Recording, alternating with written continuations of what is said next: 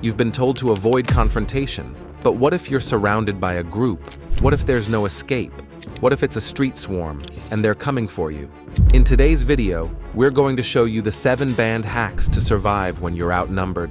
These techniques are so dangerous, they've been banned in combat sports, and today, we're teaching you how to use them to fight back and stay alive. Before we begin, these hacks are dangerous. They can cause serious injury or worse. Use them only in life or death situations. This is for educational purposes only. You've been warned. Trick number 10, the instant takedown. In a group, you need to create space quickly. One of the fastest ways to do that is by using the knee to the chest.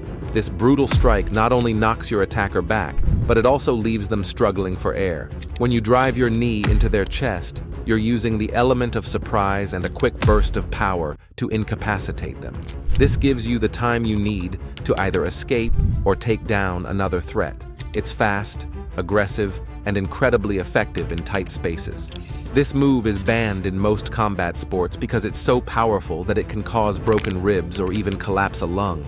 But in a street swarm, it's a perfect tool to stop one attacker cold and buy yourself time to fight the others. It's all about creating an opening for your escape. Trick number 9, the low sweep. When you're surrounded, one of the best ways to neutralize an attacker is to target their base, their legs. A simple but effective technique, the low sweep, involves grabbing the opponent's leg and pulling it forward while sweeping the other leg out from under them. It's quick, devastating, and will leave your attacker down and vulnerable. This move doesn't rely on size or strength. It's all about technique. If done correctly, it leaves them sprawled out, giving you control of the fight. Although legal in street fights, it's banned in most sports due to the potential for knee and ankle injuries. When you're surrounded, using the low sweep can quickly take someone out of the fight without you expending much energy. It's a move that disrupts their balance and gives you a quick advantage. Trick number 8, the throat slap. If you need to incapacitate someone fast, aim for their throat. This slap targets one of the most vulnerable pressure points on the body. When you hit the throat with the edge of your hand, you disrupt the airflow, forcing your opponent to struggle to breathe. It's an immediate way to disorient them and give you precious seconds to either escape or strike again. In the chaos of a street swarm, a single clean strike can leave your attacker breathless and defenseless. This strike is banned in combat sports because it can collapse the windpipe and cause serious damage. However, in a street swarm, this move will leave your attacker gasping and out of the fight quickly, giving you a critical advantage. Trick number 7, the armbar. When surrounded, your goal is to neutralize one attacker at a time. The armbar is a fantastic tool for that. By quickly locking an opponent's arm in place and hyperextending their elbow joint, you can take them out of the fight in seconds. It's painful, it's effective, and it will force your attacker to either submit or break under the pressure. The beauty of this move is that you don't need a lot of strength, just the right technique. The armbar is banned in most competitions because it can break the arm if applied with enough force. But when you're outnumbered on the streets, this technique forces your opponent to become completely passive, leaving you with a major advantage. It's fast, efficient, and can give you the upper hand in a swarm. Trick number 6, the headbutt. When someone is too close to you, don't hesitate to strike with your head. The headbutt is one of the most powerful close-range attacks. Aim for their nose or forehead with your own forehead and drive it forward with as much force as you can. This is a quick, aggressive move that leaves your attacker stunned and disoriented. A headbutt can leave them off balance, dazed, and vulnerable, giving you the opportunity to strike or escape. The sudden impact of your skull to their face causes not only immediate pain, but also a momentary shock, making them unable to react effectively.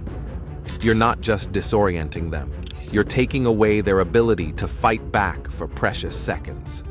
Banned in many regulated competitions because of the risk of head trauma.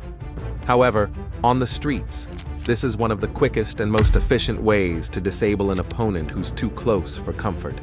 It's an aggressive, no-nonsense move that can turn the fight in your favor. Trick number 5, the nerve pinch. If you can't use brute force, use your knowledge of anatomy. By pinching the nerve behind the ear, you disrupt the nervous system. This will cause immediate paralysis of the body, making your opponent freeze for a brief moment.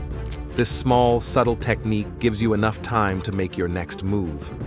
The best part? It's hard to detect and even harder to defend against. You don't need strength. Just apply pressure in the right place, and your opponent is temporarily incapacitated, unable to react to your next strike. It's a sneaky yet effective way to neutralize one attacker without drawing too much attention to yourself. This move is banned because it can paralyze or temporarily disable an opponent, making them easy prey for further strikes. But when you're surrounded, this trick can take one opponent out without causing permanent damage, giving you the breathing room you need.